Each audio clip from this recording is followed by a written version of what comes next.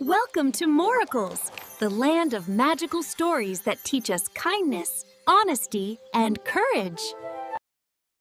ఈ రోజు మనం చూసే మోరల్ స్టోరీ మంకీ మరియు ముసలి స్నేహం. ఒకానొక అడవిలో నది తీరాన ఉన్న నేరేడు చెట్టు మీద ఒక తెలివైన కోతి ఉండేది. ఆ కోతి పేరు టుంటు.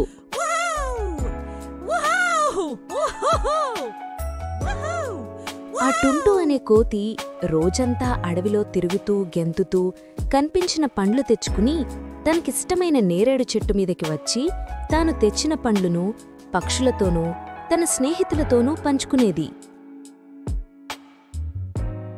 టుంటు ఎన్ని పండ్లు తెచ్చుకున్నా తనకి ఇష్టమైన నేరేడు పండ్లను మాత్రం తినకుండా ఉండేది కాదు. ఆ నేరేడు పండ్లు చాలా రుచిగా ఉండేవి. అందుకే అవి అంటే అంత ఇష్టం టుంటుకి. ఇది ఇలా ఉండగా అదే నదిలో తిరిగే ఒక ముసలి ఉండేది. ఆ ముసలి పేరు ఊబు. ఊపు ఒకరోజు ఆహారం కోసం రోజంతా నదిలో తిరుగుతూనే ఉన్నాడు. కాని ఎక్కడా తనకి ఏ ఆహారం దొరకలేదు. ఊపు ఎండలో తిరిగి తిరిగి అలసిపోయాడు. కాని ఎటువంటి ఆహారం దొరకలేదు. అలా తిరుగుతూ ఉన్న ఓబుకి టుంటు నేరేడు చెట్టు మీద కనిపిస్తాడు.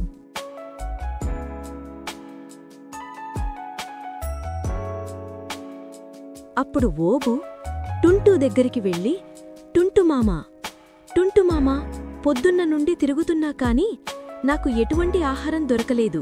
నీ దగ్గర ఏమైనా ఆహారం ఉంటే పెడతావా అని అడిగాడు. అప్పుడు టుంటు ఏమీ ఆలోచించకుండా, నా దగ్గర ఎంతో రుచికరమైన నేరేడు పండ్లు ఉన్నాయి, ఇవి తిను అని తినడానికి ఇస్తాడు. ఓబు వాటిని తిని సంతోషిస్తాడు. అలా రోజూ వాళ్ళిద్దరూ కలిసి పండ్లు తింటూ మంచి ఫ్రెండ్స్ అయ్యారు.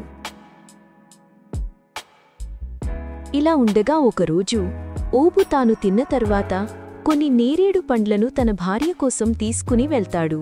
ఓబు భార్య ఆ నేరేడు పండ్లని తిని ఎంతో ఆనందిస్తుంది. అప్పుడే తన మదిలో ఒక చెడు ఆలోచన వచ్చింది. పండ్లే ఇంత తీయగా ఉంటే రోజు వీటిని తిన్న కోతిగుండె ఎంత తీయగా ఉంటుందో అని అనుకుంటుంది. అప్పుడు ఆమె ఓబుతో చెప్తుంది, నువ్వు ఎలా అయినా ఆ కోతిని ఇంటికి తీసుకొనిరా, నేను దాని తినాలి అని చెప్తుంది.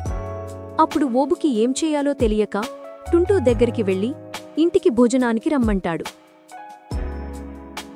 నిజం తెలియని టుంటు ఓబుని నమ్మి ఓబు పైన ఎక్కి ఓబు వాళ్ల ఇంటికి బయలుదేరుతారు. అలా వెళ్తుండగా ఓబు టుంటుతో ఇలా నిజం చెప్తాడు. నా భార్య నిన్ను తినడానికి తీసుకొని రమ్మన్నది, తనకి నీ గుండె తినాలని ఉంది అని చెప్తాడు ఓబు. ఇది విన్నా టుంటు కొంచెంసేపు ఆలోచించి ఓబుతో అంటాడు, ఏంటి ఏమన్నావ్? ఈ మాట నాకు ముందే చెప్పాలిగా. నేను నా గుండెని నది తీరాన ఉన్నా నేరేడు చెట్టు మీద పెట్టి వచ్చేశా. నా గుండె కావాలంటే వెళ్ళి తీసుకుని వద్దాం పదా అని చెప్తాడు. అది విన్న తెలివి తక్కువ ఓబు, సరే వెళ్ళి తీసుకుని వద్దాం పదా అని టుంటుని ఎక్కించుకుని నది తీరాన ఉన్న నేరేడు చెట్టు దగ్గరికి బయలుదేరుతాడు. అలా బయలుదేరిన టుంటు ఓబులు నది తీరాన ఉన్న నేరేడు చెట్టు దగ్గరికి వస్తారు.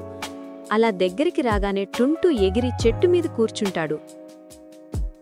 టుంటు చెట్టు మీద కూర్చుని, ఓ ఓబు, నేను నిన్ను నమ్మి స్నేహం చేశాను, కాని నువ్వు నన్ను మోసం చేసి చంపడానికి తీసుకుని వెళ్ళావు. నీ గురించి నేను ఇప్పుడు తెలుసుకున్నాను.